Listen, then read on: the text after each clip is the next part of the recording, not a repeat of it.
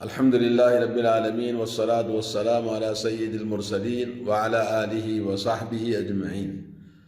دوستو بھائیو، آج میں آپ کے سامنے ناشکری کے بارے میں کہ جو انسان اللہ کی نعمتوں کو ناشکر گزاری سے زندگی گزارتا ہے۔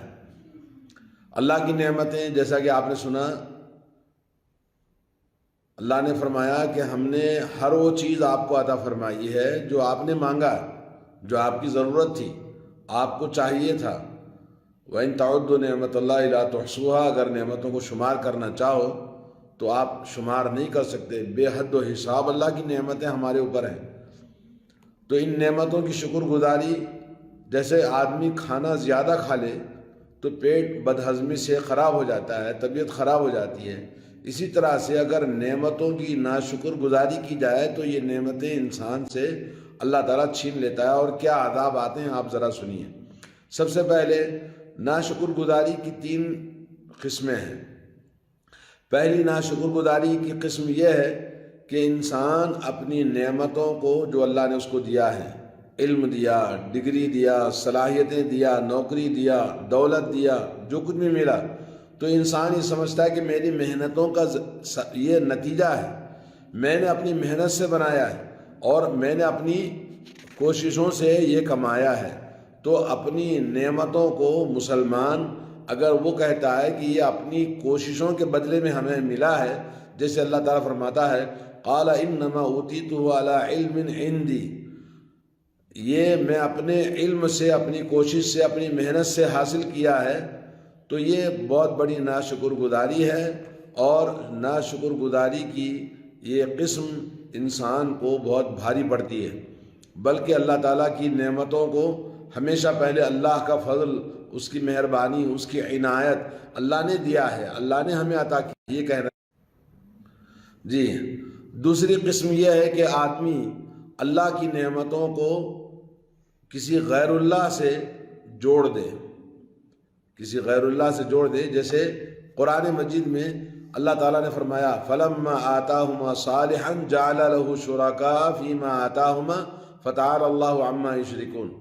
بچے نہیں تھے، اولاد نہیں تھی، یا صحت خراب ہو گئی تھی، بیمار ہو گیا تھا، تو درگاہ بابا یا کسی مزار پر جاتے اور وہاں لوگوں سے مانگتے، درگاہوں سے، تو وہ جب ان کو اولاد ہو گئی اور اللہ نے صحت دے دیا تو یہ کہتے ہیں کہ فلاں ولی کی وجہ سے، فلاں ولی کے طفیل میں، یا فلاں بابا کی وجہ سے، فلاں مزار پہ جانے کی وجہ سے، فلاں درگاہ شریف، مزار شریف جیسا کہ لوگوں نے بنا کے رکھا ہے، بولے اس کی وجہ سے ہوا۔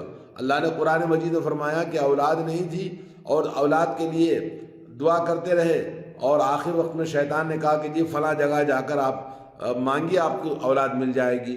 جب اولاد ہونے کا وقت ہوتا ہے تو شیطان ان کو بھٹکاتا ہے، اور اس کے بعد جب اولاد ہو گئی تو یہ کہتے ہیں جب اللہ نے اولاد دیا جعل لہ شرکاء فیما آتاہما، اللہ نے ان کو جو اولاد دیا تھا اس میں شریک بنا دیتا ہے، بولے فلاں ولی کا طفیل ہے، فلاں بزرگ کا طفیل ہے، فلاں دعاؤں کے طفیل میں ملا ہے۔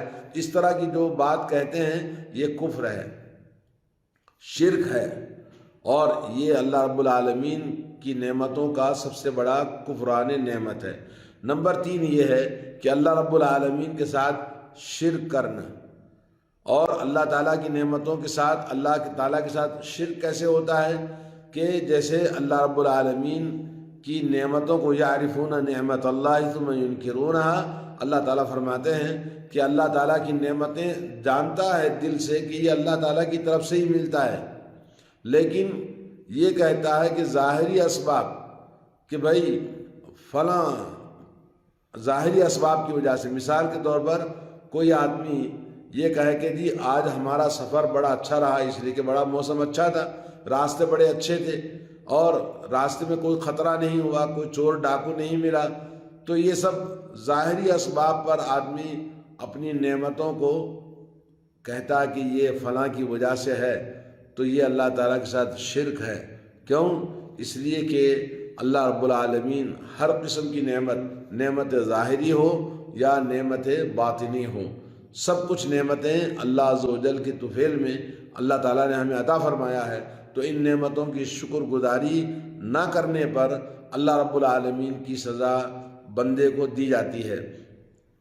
وَإِذْ تَأَذَّنَ رَبُّكُمْ لَئِن شَكَرْتُمْ لَأَزِيدَنَّكُمْ وَلَئِن كَفَرْتُمْ إِنَّ عَذَابِي لَشَدِيدٌ، اگر شکر گزاری کرو گے تو اور زیادہ عطا کریں گے، اگر نافرمانی کریں گے تو میرا عذاب بڑا سخت ہے۔ اور اللہ نے فرمایا أَلَمْ تَرَ إِلَى الَّذِينَ بَدَّلُوا نِعْمَةَ اللَّهِ كُفْرًا وَأَحَلُّوا قَوْمَهُمْ دَارَ الْبَوَارِ جَهَنَّمَ يَصْلَوْنَهَا وَبِئْسَ الْقَرَارُ، ان لوگوں کو نہیں دیکھا جو اللہ تعالیٰ کی نعمتوں کو بدل دیا اور پوری قوم کو لے جا کر ہلاکت اور بربادی کے گڑھے میں ڈال دیا، اور وہ ٹھکانہ کیا ہے؟ جہنم ہے۔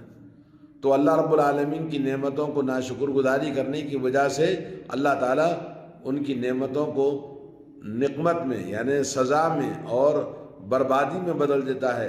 اور اللہ کے نبی صلی اللہ علیہ وسلم نے فرمایا کہ دنیا میں انسان کو اللہ تعالیٰ دیتا ہے نافرمانی کرنے کے باوجود، ایک انسان زنا بھی کرتا ہے، برائی بھی کرتا ہے، فحاشی میں مبتلا ہے، شراب نوشی کرتا ہے، ظلم و زیادتی کرتا ہے، مگر اس کی دولت بڑھتی جاتی ہے، اس کے پاس حالات اور اچھے ہوتے جاتے ہیں۔ تو یہ کیا چیز ہے؟ یہ استدراج ہے۔ استدراج کا مطلب یہ کہ اللہ رب العالمین اس کو اور زیادہ دیتا ہے تاکہ وہ اور زیادہ نافرمانی کرے، تاکہ سخت سخت اللہ تعالیٰ اس کو سزا دے۔ جیسے فرعون کو اللہ تعالیٰ نے اتنی بادشاہت دی، اتنی نعمتیں دی، الیس لی ملک مصر وہذہ الانہار تجری من تحتی افلا تبصرون، تو لوگوں کے سامنے اس نے بولا کہ کیا تم نہیں دیکھتے ہو یہ مصر کی بادشاہت، میں بادشاہ ہوں، میرے بادشاہ، میرے محل کے نیچے نہریں، میرے پاس نہریں ہیں جو بہتی رہتی ہیں ہمیشہ۔ اللہ نے کہا یہ سب اللہ کی نعمتیں ہیں، مگر نافرمانی کرنے کی وجہ سے اللہ نے کم ترکوا من جنات وعیون وزروع ومقام کریم، اللہ نے کہا کتنے ہی نعمتیں تھیں، کتنے ہی باغات تھے، اور کتنے ہی نہریں تھیں، اور کتنی کھیتیاں تھیں، اور کتنے پھل فروٹ تھے، کتنے ناز و نعمتوں سے وہ پلتے تھے، سب اللہ نے ان کو ہلاک اور برباد کر دیا۔ تو دنیا کے اندر بھی عذاب ان کو دیا اور آخرت کے اندر اللہ نے فرمایا فَلَمَّا نَسُوا مَا ذُكِّرُوا بِهِ فَتَحْنَا عَلَيْهِمْ أَبْوَابَ كُلِّ شَيْءٍ، فرمایا فَلَمَّا نَسُوا مَا ذُكِّرُوا بِهِ، جب انسان کو نصیحت کی جاتی کہ اللہ تعالیٰ کی شکر گزاری کرو، مگر شکر گزاری نہ کرنے کی وجہ سے فَتَحْنَا عَلَيْهِمْ أَبْوَابَ كُلِّ شَيْءٍ، ہر طرح کی نعمتیں اللہ تعالیٰ زیادہ کر دیتا ہے، اور حتیٰ اذا فرحوا، جب بہت زیادہ خوش ہو جاتے ہیں کہ بھئی دیکھو ہم نافرمانی کرنے کے باوجود بھی ہمارا قسمت کتنا اچھا ہے، اس طرح سے کہنے والے اخذناہم بغتۃ فاذا ہم مبلسون، اللہ نے کہا کہ اچانک اللہ تعالیٰ کی پکڑ آتی ہے جس کی وجہ سے وہ پھر مایوس ہو جاتے ہیں۔ تو اللہ تعالیٰ کے نعمتوں کی نافرمانیوں کا آپ سنیں، پہلی بات تو ہے کہ وہ نعمتیں چھن جاتی ہیں اور اللہ تعالیٰ کے عذاب کا وہ مستحق بن جاتا ہے۔ دوسرا یہ کہ اللہ تعالیٰ بھوک اور پیاس کی آزمائش میں ڈال دیتا ہے، یعنی ان کی دولت جب ختم ہو جاتی ہے تو وہ کھانے کے لیے ترسنے لگتے ہیں۔ اور تیسرا یہ کہ ان کی جان کا نقصان اللہ تعالیٰ کر دیتا ہے، یعنی اس خاندان کے لوگوں کو مار دیتا ہے، تباہ و برباد کر دیتا ہے، اور ان کی موت آ جاتی ہے، اور ان کے اندر ایسی بیماریاں پیدا کر دیتا ہے کہ پورے خاندان کے اندر ایک کے بعد دیگرے سب مرتے جاتے ہیں۔ اور اسی طرح سے اللہ رب العالمین کا چوتھا عذاب یہ ہے کہ اللہ تعالیٰ کا غضب اس قوم پر نازل ہوگا، اللہ کی لعنت اس کے پر ہوتی ہے جو اللہ کی تعالیٰ کی نعمتوں کی شکر گزاری نہیں کرتے۔ اور پانچواں یہ ہے کہ اللہ رب العالمین ان کے دلوں میں ہمیشہ خوف اور دہشت پیدا کرتا ہے۔ اور چھٹا یہ ہے کہ ان کے مال کے اندر مال تو ہوگا مگر مال میں برکت نہیں ہوگی، اور ان کے مال میں برکت نہ ہونے کا کئی اسباب ہیں کہ ایک کے بعد دیگرے نقصانات ان کے پیچھے لگیں گے، اور یا ہے کہ آسمان سے بارش کم ہو جائے گی، مختلف قسم کی آزمائشیں ان کے اندر ڈالے گا اللہ تعالیٰ۔ کبھی آپ نے دیکھا کہ صدام ان کے محل کے ٹوٹنے اور ان کے قتل کے ان کے خاندان کو تباہ اور برباد کر دیا گیا، اس طرح قذافی ہے، اسی طرح سے اسلامی ممالک کے بڑے بڑے لوگوں کو کیسے قتل کر دیا لوگوں نے؟ کیوں؟ اس لیے کہ سب ہمارے لیے عبرت ہے۔ اور اللہ رب العالمین نے ہمیں قرآن مجید میں کئی واقعات بیان فرمائے ہیں۔ وضرب اللہ مثلا قریۃ کانت آمنۃ مطمئنۃ یاتیہا رزقہا رغدا من کل مکان، اللہ تعالیٰ تمہیں ایک مثال دیتا ہے ایک شہر کی کہ وہ قریہ، وہ شہر بالکل سکون امن و امان والا، چاروں طرف سے وہاں اللہ کی نعمتیں آیا کرتی تھی۔ فکفرت بانعم اللہ، انہوں نے اللہ کی نعمتوں کی نافرمانی اور کفر کیا۔ فاذاقها اللہ لباس الجوع والخوف، اللہ نے ان کو ان کی نعمتوں کے بدلے میں کیا بدل دیا؟ بھوکا پیاسا ان کو بنا دیا، اور ان کے اوپر خوف طاری ہو گیا۔ بما کانوا یصنعون، وہ جو نافرمانیاں کرتے تھے، گناہ کرتے تھے، جس کی وجہ سے اللہ نے ایسا کر دیا۔ آج مسلمانوں کی حالت ہندوستان کے اندر، دنیا کے مختلف ممالک کے اندر مسلمانوں کا یہی حال ہے، اسلامی ممالک کے اندر بھی یہی حال ہے۔ آپ دیکھ لیں فلسطین میں، سیریا میں، یمن میں اور مختلف ممالک کے اندر، عراق کے اندر، سب کچھ ہونے کے باوجود بھی لوگ خوف کی زندگی گزارتے ہیں۔ مسلمان ہندوستان کے اندر بھی دیکھ لیں، اور اسی طرح سے وہ بھوک اور پیاس، کھانے کے لیے، نوکری کے لیے، پیسوں کے لیے ترستے ہیں۔ اور دوسرا اللہ نے فرمایا ثم بدلنا مکان السیئۃ الحسنہ حتی عفوا وقالوا قد مس آباءنا الضراء والسراء فأخذناهم بغتة وهم لا یبلسون۔ اللہ نے کہا دوسری آیت میں، جس میں سورہ اعراف میں فرماتے ہیں کہ اللہ تبارک و تعالیٰ نے ان کو ان کی زندگی اچھی بنا دیا، نعمتوں سے نوازا، تو کہنے لگے بھائی یہ ہمارے باپ داداؤں سے چلا آ رہا ہے، تو اللہ تعالیٰ نے ان کو چھین لیا نعمتیں، ان کی نعمتیں چھین لی اور ان کو عذاب میں مبتلا کر دیا۔ ایک اور جگہ پہ اللہ تبارک و تعالیٰ سورہ سبا میں فرماتا ہے، ملک سبا، ملک سبا یمن کے اندر ایک علاقہ ہے جہاں اللہ تعالیٰ نے قرآن مجید میں سورہ سبا، ایک قرآن کے اندر ایک سورہ ہی ہے جس میں اللہ تعالیٰ نے اس قوم کے واقعات کو بیان کیا۔ لقد کان لسبأ فی مسکنہم آیہ جنتان عن یمین و شمال کلوا من رزق ربکم واشکروا لہ، کہا کہ اللہ تبارک و تعالیٰ نے تمہیں دو باغات، دائیں جانب اور بائیں جانب، ہر جگہ باغات ہی باغات ہیں، اور کھاؤ اللہ کے، تمہارے رب کے رزق کو، اور اللہ تعالیٰ کا شکر ادا کرو۔ واشکروا لہ بلدۃ طیبۃ، پاکیزہ شہر ہے، ورب غفور، اور رب غفور کی نعمتوں سے بہرور ہو جاؤ۔ فاعرضوا، انہوں نے نافرمانی کی۔ فارسلنا علیہم سیل العرم، سیل عرم بہت بڑا طوفان، سیلاب آیا، اور اس کے بعد بدلناہم، ان کی تمام باغات اور نعمتوں کو اللہ نے کیا کر دیا؟ دو برباد باغوں سے بدل دیا، جس میں کانٹے دار درخت تھے اور جھاڑیاں تھیں اور بیر کے درخت تھے، یعنی تمام پھل فروٹ والے جو بے حد نعمتیں والے باغات تھے، ان کو تباہی بربادی، کانٹے براٹے جھاڑی اور ایسے غلط قسم کے درخت اس کے اندر پیدا ہوئے جس سے انسان فائدہ نہیں اٹھاتا ہے۔ تو اللہ نے ان کی نعمتوں کو بدل دیا، تو یہ نعمتیں چھین جاتی ہیں۔ اور آخر میں آپ کو ایک حدیث سناتا ہوں جو کفران نعمت کی وجہ سے اللہ کے نبی صلی اللہ علیہ وسلم نے کیسے کفران نعمت کرتے ہیں۔ رسول اللہ صلی اللہ علیہ وسلم نے 3 لوگوں کا قصہ بیان کیا حدیث کے اندر، جیسا کہ آپ نے سنا ہوگا اس سے پہلے بھی کہ حضرت ابو ہریرہ رضی اللہ تعالیٰ عنہ بیان کرتے ہیں کہ 3 آدمی تھے بنی اسرائیل میں۔ ایک گنجا آدمی تھا جس کے سر بیماری کی وجہ سے بال سارے چلے گئے تھے، اور دوسرا کوڑی آدمی تھا جس کو جذام کی بیماری تھی، اور تیسرا اندھا آدمی تھا۔ ان 3 لوگوں کو اللہ تعالیٰ نے آزمانے کے لیے فرشتے کو بھیجا، اور فرشتہ آ کر اس نے تینوں سے پوچھا کہ بھئی آپ کو کیا چاہیے؟